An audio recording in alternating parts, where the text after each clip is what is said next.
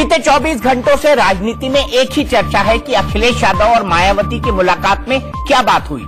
सूत्रों से खबर है कि दोनों ने लोकसभा चुनाव के लिए महागठबंधन को अंतिम रूप दे दिया है और मन बना लिया है कि इस गेम से कांग्रेस को आउट कर दिया जाए।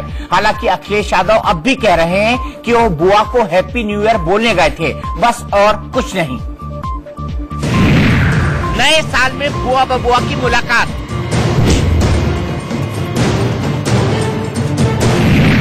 यूपी में महागठबंधन पर बन गई बात।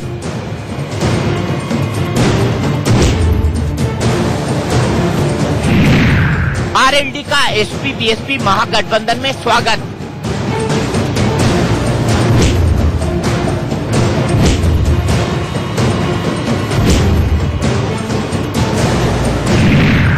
गांधी परिवार से दोस्ती, कांग्रेस से दो हाथ।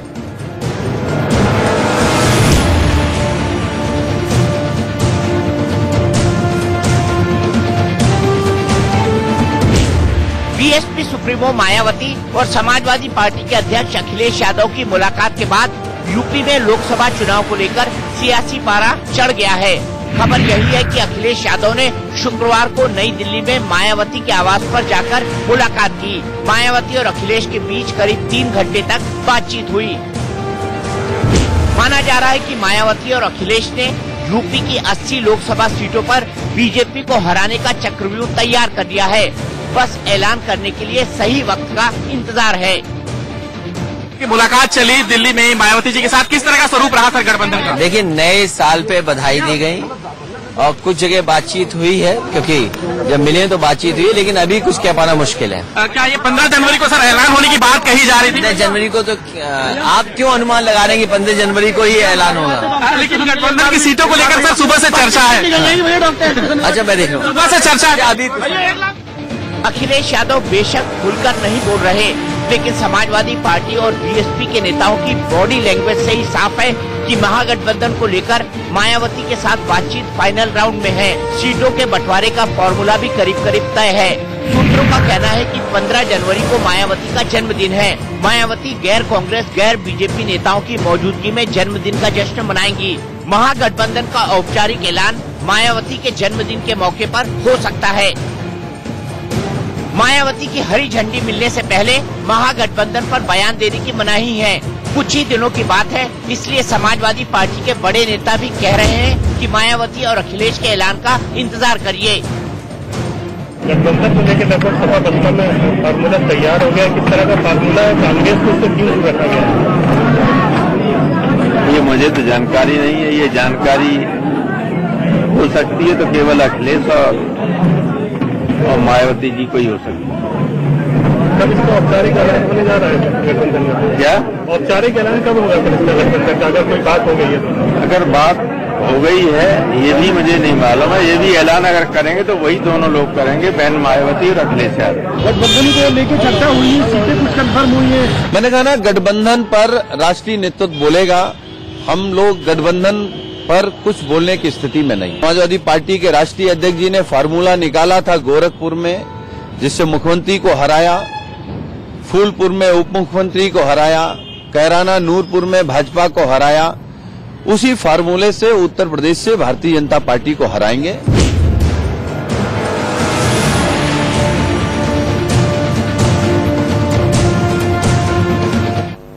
पहले भी खबर आई थी कि महागठबंधन का ऐलान मायावती के बर्थडे पर हो सकता है।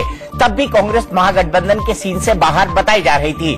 अखिलेश और मायावती की मुलाकात के बाद जो खबरें आ रही हैं, उनसे कांग्रेस के कैंप में मायूसी है। वोट और चुनाव का गणित कांग्रेस भी समझ रही है। उसकी मजबूरी है कि वो यूपी में इस हाल में नहीं कि मायावती और अखिलेश के साथ मोलभाव कर सके।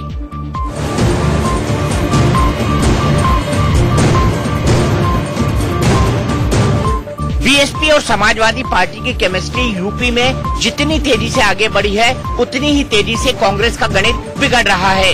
ये लगभग तय है कि मायावती और अखिलेश के महागठबंधन के गेम प्लान में कांग्रेस के लिए जगह नहीं है।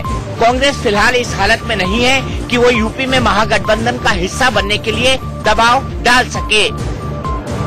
उत्तर प्रदेश में समाजवादी पार्टी के राष्ट्रीय अध्यक्ष अखिलेश यादव जी और बहुजन समाज पार्टी की राष्ट्रीय अध्यक्ष मायावती जी, उनकी बैठक वही बताते हैं और गठबंधन पर चर्चा हुई है। तो दोनों स्वतंत्र राजनीतिक दल हैं, फैसला लेने के लिए स्वतंत्र हैं। उसमें कोई बाहर से कोई तीसरा व्यक्ति उसमें कैसे दखल दे सकता है? जैसी भी परिस्थितियां होंगी पूरी तरह से कांग्रेस जन सभी कार्यकर्ता 2019 के चुनाव के लिए पूरी तरह से तैयार है। सूत्रों का कहना है कि मायावती और अखिलेश के बीच महागठबंधन का जो खाका तैयार हुआ है उसमें गांधी परिवार का तो ख्याल रखा जा रहा है, लेकिन कांग्रेस के लिए महागठबंधन के दरवाजे करीब करीब बंद है। जो फॉर्मूला अभी खबरों में है उसके मुताबिक महागठबंधन में बीएसपी और समाजवादी पार्टी 37 सीटों पर लड़ सकती है। महागठबंधन में अजीत चौधरी की पार्टी आरएलडी को 3 सीटें दी जा सकती है। पीस पार्टी और निषाद पार्टी के उम्मीदवारों को समाजवादी पार्टी के कोटे से लड़ाया जाएगा। ओम प्रकाश राजभर की सुहेलदेव भारतीय समाज पार्टी और अपना दल के कृष्णा पटेल गुट के लिए भी महागठबंधन में गुंजाइश कायम है। राहुल गांधी की अमेठी और सोनिया गांधी की रायबरेली सीट पर महागठबंधन का उम्मीदवार नहीं उतारा जाएगा। सूत्रों का कहना है कि कांग्रेस को महागठबंधन से बाहर रखकर मायावती और अखिलेश यादव एक तीर से कई निशाने साधना चाहते हैं। कांग्रेस से दूर रहकर मायावती और अखिलेश केंद्र में थर्ड फ्रंट की गुंजाइश खुली रखना चाहते हैं। इससे 2019 में चुनाव नतीजों के बाद कांग्रेस के साथ राजनीतिक सौदेबाजी में पलड़ा भारी रहेगा। कांग्रेस अगर अकेले लड़ेगी तो बीजेपी से नाराज सवर्ण वोटरों को विकल्प मिलेगा और वोट कटने का फायदा महागठबंधन को होगा। मायावती और अखिलेश दोनों यूपी में कांग्रेस के साथ गठबंधन करके राजनीतिक घाटा उठा चुके हैं, इसलिए भी दोनों को लगता है कि कांग्रेस महागठबंधन से दूर ही रहे तो बेहतर। 1996 के यूपी विधानसभा चुनाव में बीएसपी ने कांग्रेस के साथ गठबंधन किया था। बीएसपी 296 और कांग्रेस 126 सीटों पर लड़ी थी। बीएसपी को 67 सीट और 19.64% वोट मिले थे। कांग्रेस को 33 सीट और 8.35% वोट मिले थे। बीएसपी ने तब खुलकर आरोप लगाया था कि उसके वोट तो कांग्रेस को ट्रांसफर हो गए, लेकिन कांग्रेस के वोट बीएसपी उम्मीदवारों को नहीं मिले। 2017 में अखिलेश यादव ने भी कांग्रेस के साथ गठबंधन का प्रयोग किया, जो नाकाम रहा। 2017 में समाजवादी पार्टी को 21.82% वोट और 47 सीटें मिली, जबकि कांग्रेस को सिर्फ 7 सीटें और 6.25% वोट मिले। अखिलेश यादव का तजुर्बा भी यही था कि कांग्रेस का वोटर उनके साथ आने की बजाय बीजेपी की ओर छिटक गया। यूपी का चुनावी इतिहास गवाह है कि यहाँ सियासी लहर की केमिस्ट्री से ज्यादा सोशल इंजीनियरिंग का अंकगणित भारी पड़ता है। फिलहाल महागठबंधन में जिन पार्टियों को शामिल करने की चर्चा है उनके बीच कांग्रेस की कोई जगह नहीं है। आज जो महागठबंधन आकार लेता दिख रहा है उसकी बुनियाद 2018 में यूपी में लोकसभा उपचुनाव के साथ ही पड़ चुकी थी।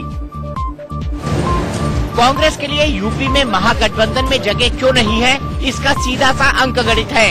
इस अंकगणित का हिसाब किताब बीएसपी और समाजवादी पार्टी ने 2018 में यूपी में हुए 3 लोकसभा और 1 विधानसभा उपचुनाव में लगा लिया था। गोरखपुर और फूलपुर लोकसभा उपचुनाव में एसपी बीएसपी की सोशल इंजीनियरिंग का टेस्ट था। समाजवादी पार्टी और बीएसपी को अंदाजा था कि उनका आधार वोट बैंक मोदी और योगी की लहर में भी नहीं टूटेगा। दोनों पार्टियों को सिर्फ ये देखना था कि क्या 25 साल की सियासी दुश्मनी के बावजूद बीएसपी का वोट समाजवादी पार्टी को ट्रांसफर हो पाएगा। कांग्रेस ने भी इन दोनों सीटों पर उम्मीदवार उतारे थे, फिर भी समाजवादी पार्टी ने गोरखपुर और फूलपुर में बीजेपी को हरा दिया। इसके बाद कैराना लोकसभा उपचुनाव और नूरपुर विधानसभा उपचुनाव में बीएसपी के साथ आरएलडी के जाट वोट बैंक का परीक्षण हुआ। कहते हैं कि पश्चिमी उत्तर प्रदेश में जाट और जाटों की पट्टी नहीं है, फिर भी आरएलडी का जाट और बीएसपी का जाटो वोटर एकजुट करने में कामयाबी मिल गई। कैराना में आरएलडी की मुस्लिम उम्मीदवार उतारकर ये भी चेक किया गया कि कहीं पश्चिम उत्तर प्रदेश में मुसलमान उम्मीदवार के नाम पर हिंदुत्व की लहर तो नहीं पैदा हो जाएगी। क्या मुस्लिम उम्मीदवार होने पर जाट वोटर आरएलडी के पास टिकेंगे? ये प्रयोग भी सफल रहा। कैराना में समाजवादी पार्टी और बीएसपी की मदद से आरएलडी जीत गई और नूरपुर में आरएलडी और बीएसपी की मदद से समाजवादी पार्टी ने बीजेपी को हरा दिया। उपचुनाव में समाजवादी पार्टी ने पीस पार्टी और निषाद पार्टी का समर्थन भी लिया। पूरे यूपी में न सही, लेकिन अपने अपने इलाकों में इन दोनों छोटी पार्टियों का वोट है। ये बात 2017 के विधानसभा चुनाव में साबित हो चुकी है। माना जा रहा है कि 2017 में यूपी चुनाव के बाद वोट शेयर को आधार मानकर ही मायावती और अखिलेश यादव ने महागठबंधन का खाका तैयार किया है। इसके हिसाब से BSP, Samajwadi party, RLD, Nishad party और पीस पार्टी ने जिन सीटों पर चुनाव लड़ा था, वहां उनका साझा वोट 58.28% है। पूरे यूपी के हिसाब से देखें तो भी इन 5 पार्टियों का वोट शेयर 46.71% होता है, जो बीजेपी के 39.67% वोट शेयर से काफी ज्यादा है। मायावती और अखिलेश यादव को लगता है कि वोटों की इस अंकगणित को 2019 के चुनाव में बीजेपी के लिए फेल कर पाना मुश्किल होगा। समाजवादी पार्टी और बीएसपी ने 1993 में राम मंदिर के लहर में भी दलित, पिछड़ा, अल्पसंख्यक समीकरण से बीजेपी को हराया था। इसीलिए दोनों पार्टियों को यकीन है कि मोदी की इमेज, योगी के तेवर और अमित शाह की रणनीति का मुकाबला करने के लिए भी सिर्फ एसपी बीएसपी का साथ आना ही काफी है।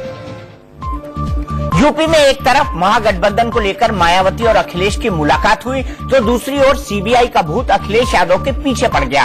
अखिलेश के राज में अवैध खनन पर काफी बवाल मचा था। आज सीबीआई ने खनन घोटाले पर शिकंजा कसना शुरू कर दिया। चर्चित महिला आईएएस बी चंद्रकला के घर तक सीबीआई पहुंच गई है। चर्चा है कि लपेटे में अखिलेश भी आएंगे, क्योंकि खनन विभाग कुछ समय तक अखिलेश के पास भी था। इस सफेद इमारत में सुबह सुबह सीबीआई के अफसर और कर्मचारी आ धमके। लखनऊ के सफायर अपार्टमेंट में कई घंटे तक छापेमारी की गई। ये अपार्टमेंट आईएएस बी चंद्रकला का घर है। वही चंद्रकला जो यूपी की अखिलेश सरकार में अपने तेज तर्रार तेवरों के कारण काफी मशहूर थी। कह दोगे तो चलेगा नहीं है सब। काम पूर्ण भी हो गए, कुछ काम प्रारंभ। आज इतना पैसा सरकार का आ रहा है। सीबीआई ने यूं तो यूपी में 12 जगह रेड की, लेकिन चंद्रकला के घर हुई छापेमारी काफी अहम है। हम आपको चंद्रकला की पूरी प्रोफाइल भी बताएंगे, लेकिन उससे पहले जरा ये समझ लीजिए कि चंद्रकला पर सीबीआई का शिकंजा क्यों कसा है। फिर से लाओ, अभी का मत। अखिलेश सरकार में आईएएस बी चंद्रकला की पोस्टिंग हमीरपुर जिले में बतौर जिलाधिकारी की गई थी। आरोप है कि बी चंद्रकला ने जुलाई 2012 के बाद हमीरपुर जिले में 50 मुरंग खनन के पट्टे दिए थे। ई टेंडर के जरिए मुरंग के पट्टों पर स्वीकृति देने का प्रावधान था, लेकिन बी चंद्रकला पर नियमों की अनदेखी करने का आरोप है। हमीरपुर में ही 10 मुरंग खनन पट्टों को डीएम भवनाथ और डीएम संध्या तिवारी ने जारी किया था, लेकिन हाईकोर्ट ने 16 अक्टूबर 2015 को सभी 60 मुरंग खनन के पट्टे अवैध घोषित करते हुए रद्द कर दिया था। 28 जुलाई 2016 को हाईकोर्ट ने अवैध खनन की जांच सीबीआई को सौंपी थी। इसी सिलसिले में छापेमारी की गई है। वैसे यूपी में बी चंद्रकला की छवि एक कड़क और ईमानदार अफसर की रही है। बतौर डीएम चंद्रकला ने अपने कामों और कड़क अंदाज की वजह से खूब सुर्खियां बटोरी। तुम क्या कर रहे हो? तुम क्या हो? चोरी किस लिए हो? गलत काम ठेकेदारों को संरक्षण देने को हो? मैडम, चंद्रकला के वीडियो सोशल मीडिया पर खूब वायरल होते हैं। वैसे सोशल मीडिया पर चंद्रकला यूपी के पूर्व सीएम अखिलेश यादव और मौजूदा सीएम योगी आदित्यनाथ से भी ज्यादा लोकप्रिय है। कहाँ से खरीदा? फेसबुक पर बी चंद्रकला के 88,96,843 फॉलोअर्स हैं, जबकि अखिलेश यादव के 68,34,571 और सीएम योगी के 56,80,378 फॉलोअर्स हैं। बी चंद्रकला सोशल मीडिया पर मशहूर होने के अलावा भ्रष्टाचार के आरोपों की वजह से भी चर्चित रही हैं। साल 2017 में आईएएस बी चंद्रकला अपनी संपत्ति का ब्यौरा देने में डिफॉल्टर साबित हुई थी। केंद्र सरकार के सामान्य प्रशासन एवं प्रशिक्षण विभाग की जानकारी के मुताबिक चंद्रकला की संपत्ति 2011-12 में सिर्फ 10 लाख रुपए थी, लेकिन 2013-14 में ये संपत्ति बढ़कर 1 करोड़ रुपए हो गई। यानी एक साल में उनकी संपत्ति 90% बढ़ गई। 2008 बैच की आईएएस अधिकारी बी चंद्रकला मूल रूप से तेलंगाना की रहने वाली हैं। कभी अपने गहने बेचकर आंध्र प्रदेश के उप्पल में 10 लाख का फ्लैट खरीदने वाली बी चंद्रकला के पास आज करोड़ों की संपत्ति है। हमीरपुर में जिस समय चंद्रकला ने खनन के ठेके दिए थे, उस समय गायत्री प्रजापति यूपी के खनन मंत्री हुआ करते थे। प्रजापति अवैध खनन को लेकर कुख्यात थे। कहा जाता था कि प्रजापति ने अवैध खनन की वसूली के लिए बाकायदा सिंडिकेट बना रखा था। महज 2 साल में प्रजापति की संपत्ति 2000 करोड़ हो गई थी। अवैध खनन को लेकर उस समय खूब बवाल हुआ था। मामला हाईकोर्ट तक पहुंचा और कोर्ट ने 18 जिलों के अवैध खनन की जांच सीबीआई को सौंप दी। गायत्री प्रजापति फिलहाल गैंगरेप के आरोप में जेल में बंद हैं। अखिलेश राज में गायत्री प्रजापति ने खूब चांदी काटी थी। इस खनन घोटाले की आंच अब यूपी के पूर्व सीएम अखिलेश यादव तक भी पहुंच सकती है। खबर तो ये भी है कि सीबीआई इस मामले में अखिलेश से भी पूछताछ कर सकती है, क्योंकि साल 2012-13 में कुछ समय के लिए अखिलेश के पास खनन मंत्रालय था। गठबंधन बीएसपी से हुआ नहीं कि भारतीय जनता पार्टी की सरकार ने सीबीआई भेज दी। ये अच्छी बात है। भाजपा को अगर लगता था तो इससे पहले भी सीबीआई जांच करा सकती थी, लेकिन हमारे गठबंधन से, सपा और बसपा के गठबंधन से किस कदर डर गई दिल्ली में बैठी सरकार कि वो सीबीआई का सहारा ले रहे हैं। यूपी में बड़े पैमाने पर अवैध खनन हुआ था और सीबीआई जिन मामलों की जांच कर रही है, उसमें हमीरपुर अवैध खनन का मामला भी शामिल है। सीबीआई ने चंद्रकला के खिलाफ एफआईआर दर्ज कर ली है और साथ ही उनके एक लॉकर और 2 बैंक खातों को भी सील कर दिया है। सीबीआई के रेड के बाद ये साफ हो गया है कि आने वाले दिनों में बी चंद्रकला समेत बाकी आरोपियों की भी मुश्किलें बढ़ सकती हैं। दहले पे दहला में फिलहाल एक 30 सेकंड का ब्रेक, लेकिन ब्रेक के बाद खबरों का सिलसिला लगातार जारी है।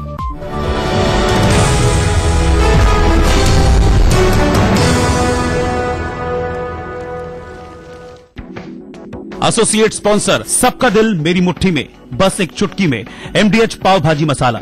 पतंजलि सौंदर्य एलोवेरा जेल, एंटी एजिंग गुणों के साथ पतंजलि सौंदर्य एलोवेरा जेल लगाओ, प्राकृतिक सुंदरता पाओ।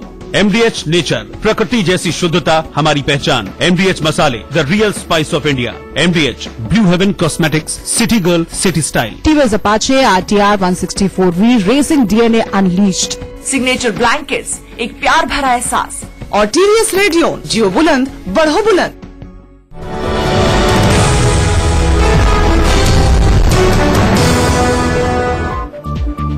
दहले पे दहला में आपका एक बार फिर स्वागत है। सबरीमला मंदिर में महिलाओं के दर्शन पर पूरे दक्षिण भारत में विवाद और राजनीति का दंगल जारी है। सड़कों पर हर तरफ संग्राम छिड़ा हुआ है। उधर राज्य सरकार और बीजेपी एक दूसरे पर आरोप लगा रही हैं और हिंसा की आग में सियासत की रोटियां भी सेक रही हैं।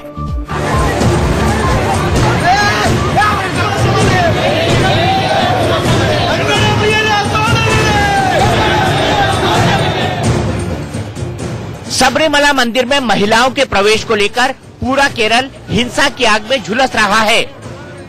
कहीं खून खराबा तो कहीं लेफ्ट और बीजेपी नेताओं के घरों को निशाना बनाया जा रहा है। ये तस्वीरें देखिए, जब केरल के कन्नूर में बीजेपी सांसद वी मुरलीधरन के घर पर बम से हमला किया गया। बीजेपी का आरोप है कि इस हमले के पीछे सीपीएम का हाथ है। राज्य सरकार मामले से संवेदनशील तरीके से निपटने की बजाय हालात को बिगाड़ रही है। जिस प्रकार कानून व्यवस्था बिगड़ने के लिए खुद सरकार और सीपीएम जिम्मेदार है, ऐसी स्थिति में हमने सीपीएम के सरकार से, एलडीएफ की सरकार से हमने आग्रह किया था सिचुएशन को जल्दी में काबू उनको लाना चाहिए और हिंसा को एक हथियार बनाकर, हिंसा को हथकंडा बनाकर अपनी राजनीतिक रोटियां नहीं सेंकनी चाहिए। केंद्र सरकार से गृह मंत्रालय ने केरल सरकार से रिपोर्ट मांगी है वहां की परिस्थितियों पर। मैं उम्मीद करता हूं इस रिपोर्ट के में जो वास्तविक जो जानकारियां हैं वो सरकार देगी। वहीं शुक्रवार देर रात सीपीएम विधायक के घर पर भी बम से हमला किया गया। आरोप लगे कि इस हमले में आरएसएस कार्यकर्ताओं का हाथ है। पुलिस अब तक हिंसा फैलाने के आरोप में 1700 से ज्यादा लोगों को गिरफ्तार कर चुकी है, जबकि कन्नूर जिले में हुई हिंसा में 110 लोगों की गिरफ्तारी हुई। दरअसल ये पूरा बखेड़ा सबरीमला मंदिर में उन 3 महिलाओं के प्रवेश के बाद शुरू हुआ जब कनक दुर्गा और बिंदु अम्मिनी सबरीमला मंदिर में प्रवेश करती दिखी, जबकि श्रीलंकाई महिला शशिकला को लेकर भी मंदिर में प्रवेश और पूजा करने का दावा किया गया। इसी के बाद जमकर हंगामा हुआ और पत्थरबाजी शुरू हो गई। महिलाओं के मंदिर में प्रवेश के दावों के बाद मंदिर का शुद्धिकरण कर दिया गया, लेकिन केरल में हिंसा की जो आग भड़की वो रुकने का नाम नहीं ले रही। सबरीमला अब धीरे धीरे बीजेपी के लिए दक्षिण भारत का अयोध्या बनता जा रहा है। शिवसेना ने तो आज सबरीमला और अयोध्या पर दोहरा रवैया अपनाने का आरोप लगाते हुए बीजेपी और संघ पर तीखा हमला भी बोला। शिवसेना ने अपने मुखपत्र सामना में कहा कि बीजेपी और संघ परिवार की भूमिका दोनों तरफ से मृदंग बजाने जैसी है।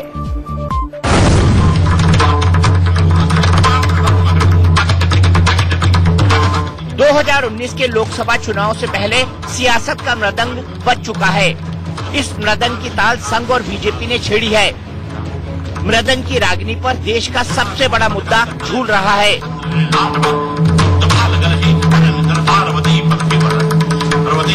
सियासत के इस मृदंग में हिंदुत्व भी है और राम मंदिर भी। राजनीति का ये मृदंग आज सुबह ही अवतरित हुआ है। बीजेपी की सहयोगी पार्टी शिवसेना ने अपने मुखपत्र सामना में मृदंग के बहाने आलाप लिया है।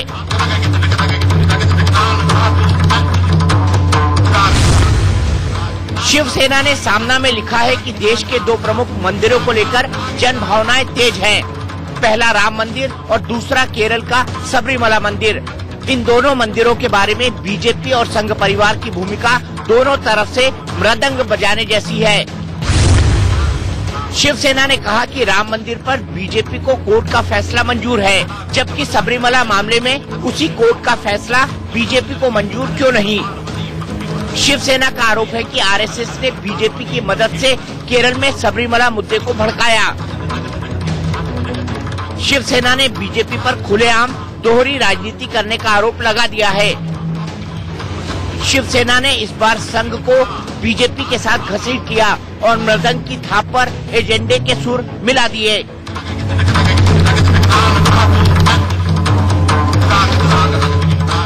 दरअसल सियासत के इस मृदंग की कहानी पीएम मोदी के उस बयान के बाद शुरू हुई जब पीएम ने राम मंदिर मुद्दे पर सुप्रीम कोर्ट के फैसले का इंतजार करने की सलाह दी थी। मैं जो कहता हूं, कोर्ट के अंदर कांग्रेस के वकील जो अड़ंगे डालते हैं वो बंद हो।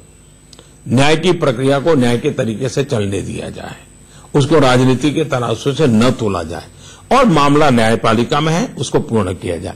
न्यायपालिका से आने के बाद सरकार की जिम्मेवारी जहां शुरू होती है, हम पूरी तरह प्रयास करने के लिए तैयार हैं। पीएम के इस बयान के बाद शिवसेना का कहना है कि हिंदुत्व के नाम पर इन दिनों जिस तरह का तमाशा जारी है, ऐसा कांग्रेस की सरकार में भी देखने को नहीं मिला।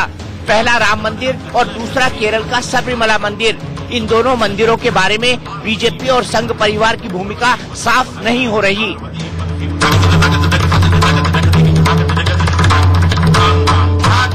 शिवसेना और बीजेपी के बीच बयानों का इतिहास पुराना है, लेकिन इस बार संघ को इस जंग में घसीटा जाना नया है। बीजेपी अपना बचाव तो कर लेती है, पर संघ पर लगे आरोपों पर क्या करेगी? कहीं ऐसा तो नहीं कि शिवसेना बीजेपी और संघ पर एक साथ दबाव बनाकर चुनाव में सीटें बढ़वाने की राजनीति पर आगे बढ़ रही है? असल में सियासत का मृदंग दोनों तरफ से बज रहा है और सुर भी अलग अलग निकल रहे हैं, लेकिन मकसद एक है, 2019 का चुनाव। मुंबई में ठाकरे ब्रदर्स का आज भरत मिलाप हुआ। एमएनएस अध्यक्ष राज ठाकरे ने शिवसेना अध्यक्ष उद्धव ठाकरे से मुलाकात की। राज ठाकरे मातोश्री पहुंचे थे, जिसकी कुछ तस्वीरें सामने आई हैं। दरअसल राज ठाकरे के बेटे अमित ठाकरे की 27 जनवरी को शादी होनी है, इसलिए राज उद्धव को न्योता देने पहुंचे थे। राजनीति में अलग अलग रास्ता पकड़ चुके ठाकरे बंधु शादी ब्याह जैसे मौकों पर ही साथ नजर आते हैं। मिशन 2019 में जुटे पीएम मोदी आज झारखंड के दौरे पर थे। इस दौरान उन्होंने झारखंड को कई योजनाओं की सौगात दी। मोदी ने पलामू में नॉर्थ कोयल प्रोजेक्ट परियोजना का भी शिलान्यास किया। झारखंड के बाद पीएम मोदी ओडिशा पहुंचे, जहां उन्होंने मयूरभंज में 7,300 करोड़ की परियोजनाओं का लोकार्पण और शिलान्यास किया। पलामू में जहां मोदी ने कांग्रेस पर हमला बोलते हुए किसानों की कर्ज माफी का मुद्दा उठाया, तो वहीं ओडिशा के बारीपदा में रैली के दौरान भी कांग्रेस पर जमकर प्रहार किया। मोदी ने हेलीकॉप्टर घोटाले के बिचौलिए क्रिश्चियन मिशेल के बहाने कांग्रेस को घेरते हुए कहा कि समझ नहीं आता कि कांग्रेस ने सरकार चलाई है या अपने मिशेल मामा का दरबार। देश के किसानों को कर्ज माफी के नाम पर बहला रहे हैं, किसानों से झूठ बोल रहे हैं। अच्छा होता अगर किसानों के थोड़ी सी भी संवेदना होती, ऐसे सारे काम पूरे कर दिए होते तो मेरा किसान कभी कर्ज के बोझ में डूबा नहीं होता। ये किसी भी कीमत पर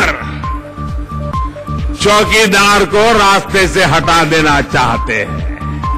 समझ नहीं आता कि कांग्रेस ने सरकार चलाई है या अपने मिशेल मामा का दरबार चलाया है। पश्चिम बंगाल में गोरखा जनमुक्ति मोर्चा ने बीजेपी का साथ छोड़ दिया है।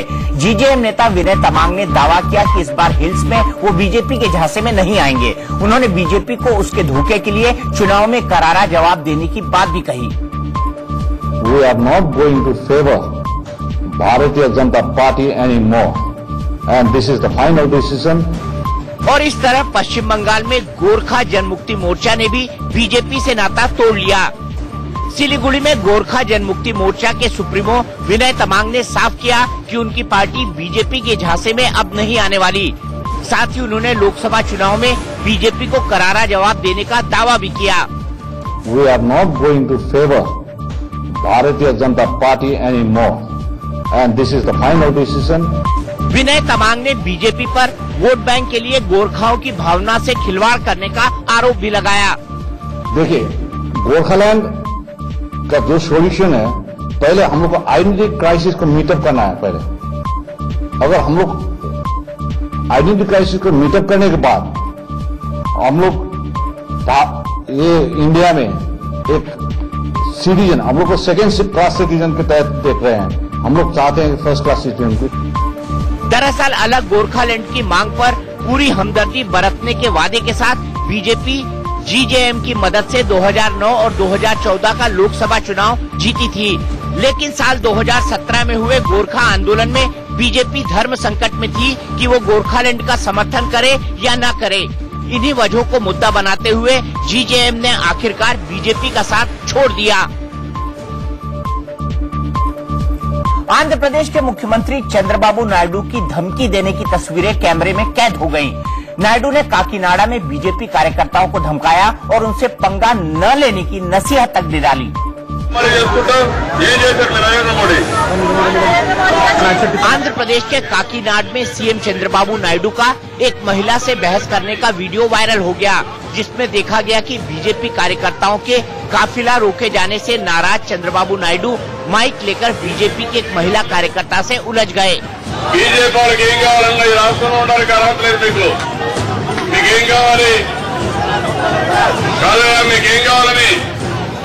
నరేంద్ర మోడీ గారు చేసిన అన్యాయానికి మీరు ఇక్కడ సమర్థిస్తారా? మీకేమన్నా కొంచెమైనా సిగ్గుందా మీకు? चंद्रबाबू नायडू की इस धमकी के बाद भी महिला वहां से नहीं हटी और चंद्रबाबू नायडू को पीएम मोदी की खूबियां गिनाने लगी।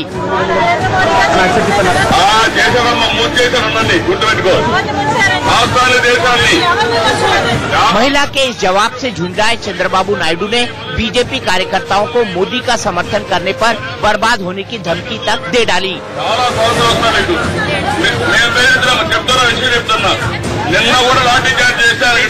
कहा जा रहा है कि चंद्रबाबू नायडू तेलंगाना की हार अब तक नहीं पचा पाए हैं। पिछले दिनों वो मोदी विरोधियों को एक मंच पर लाने की कोशिश भी कर चुके हैं।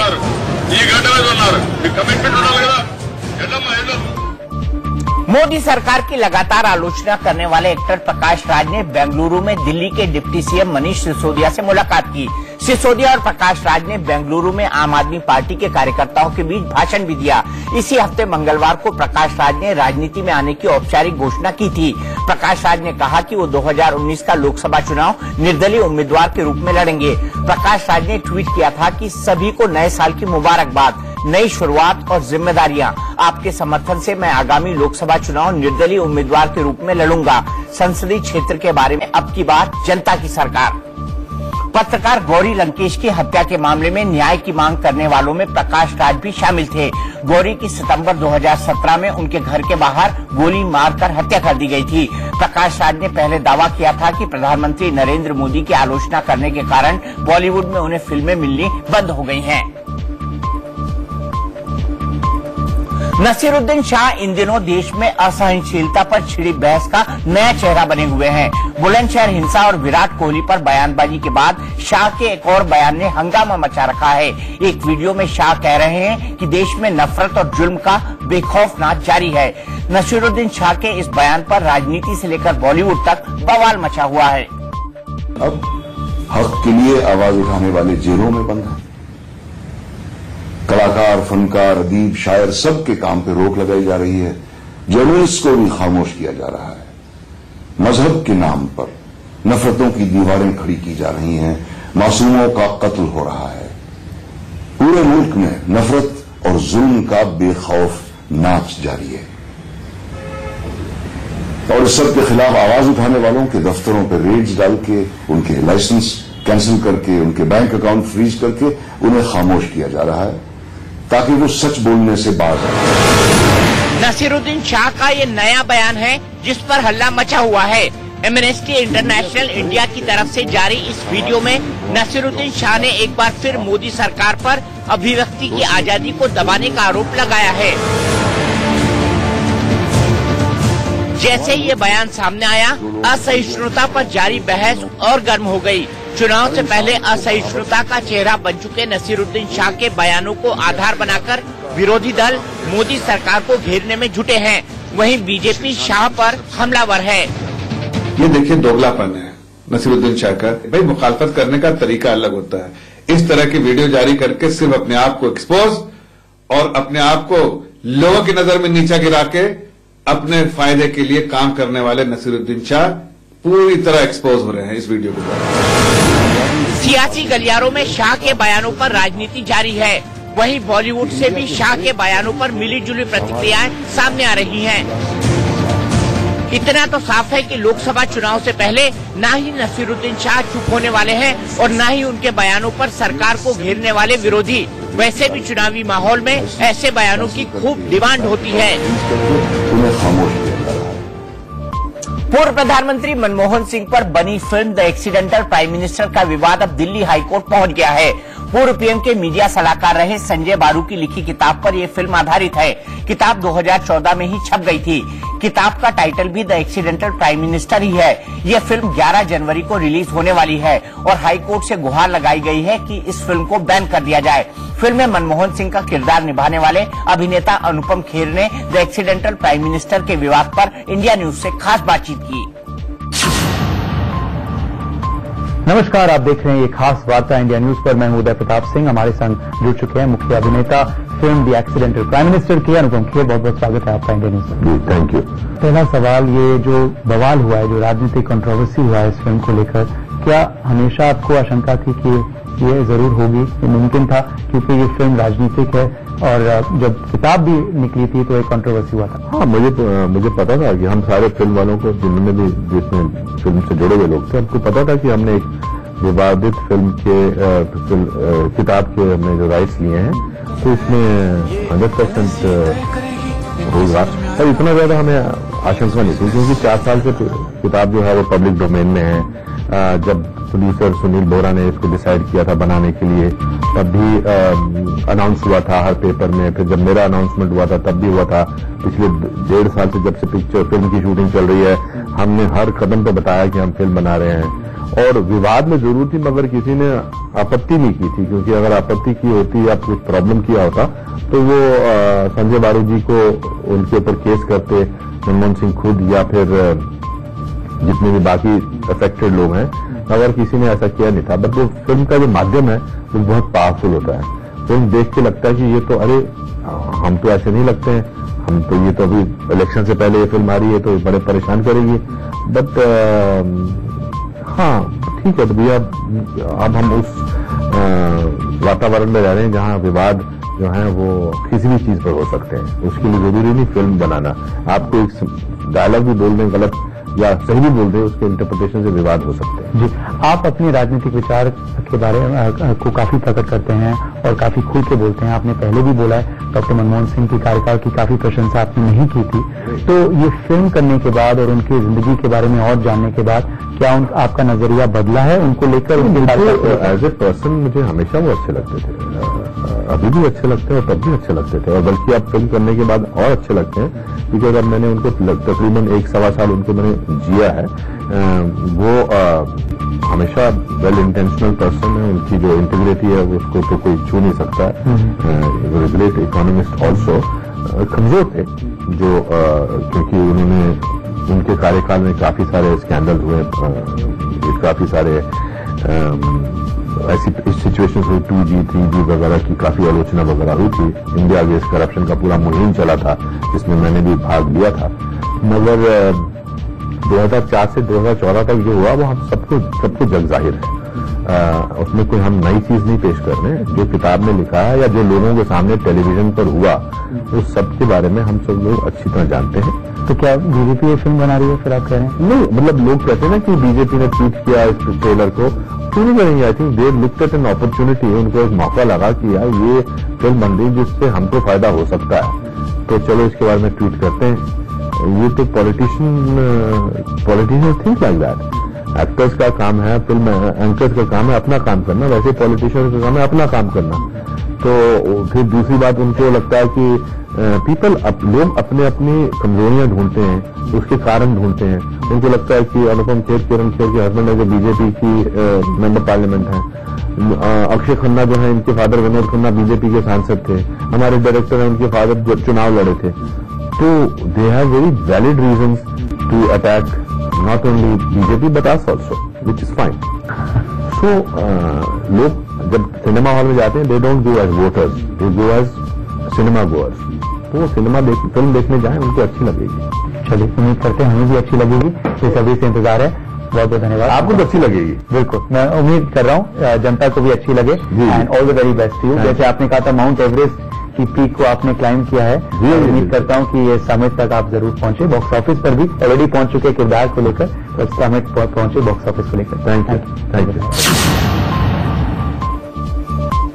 अक्सर अपराधियों का इनकाउंटर करने वाली यूपी पुलिस का सामना फिर बदमाशों से हो गया, लेकिन इस बार बदमाश पुलिस पर भारी पड़ गए। गोलीबारी में वो पुलिस वाला घायल हुआ है जो इनकाउंटर के दौरान मुंह से ठाए ठाए बोलकर मशहूर हो गया था। अस्पताल में भर्ती ये है यूपी पुलिस के सब इंस्पेक्टर मनोज कुमार। संभल पुलिस के SI मनोज को गोली लगी है। आप शायद इतने इंट्रोडक्शन से मनोज को न पहचाने, लेकिन एक वीडियो देखने के बाद आप इन्हें तुरंत पहचान जाएंगे।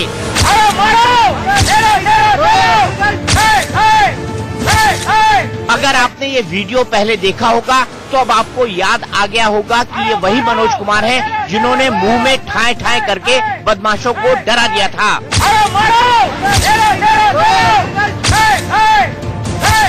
जो पहली बार ये वीडियो देख रहे हैं उन्हें हम बता दें कि पिछले साल संभल पुलिस बदमाशों के इनकाउंटर के लिए गई थी, लेकिन फायरिंग के वक्त यूपी के इनकाउंटर स्पेशल पुलिस की बंदूकें ही नहीं चली।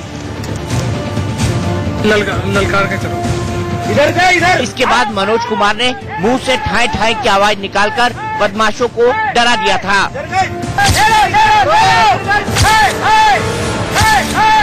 सोशल मीडिया पर यह वीडियो वायरल हो गया था। कुछ लोगों ने मनोज का मजाक बनाया, लेकिन यूपी पुलिस ने मनोज की सूझबूझ की तारीफ करते हुए उन्हें सिपाही से सब इंस्पेक्टर बना दिया था। अब SI मनोज कुमार का एक बार फिर से बदमाशों से सामना हो गया। दोनों तरफ से फायरिंग हुई, जिसमें मनोज कुमार घायल हो गए। अस्पताल में उनका इलाज चल रहा है।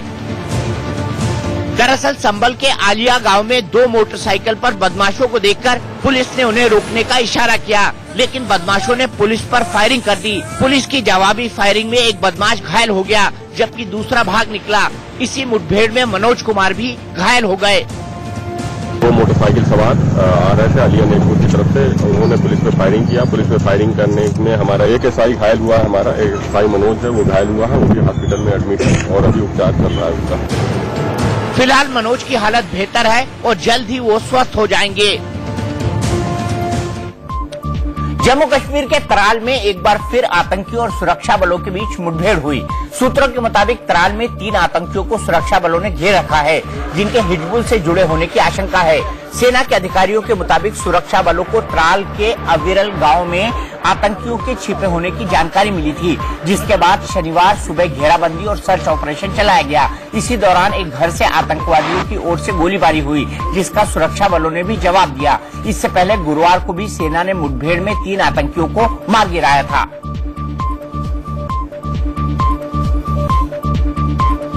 नहरे पे दहला में एक ब्रेक, लेकिन ब्रेक के बाद भी खबरों का सिलसिला लगातार जारी है।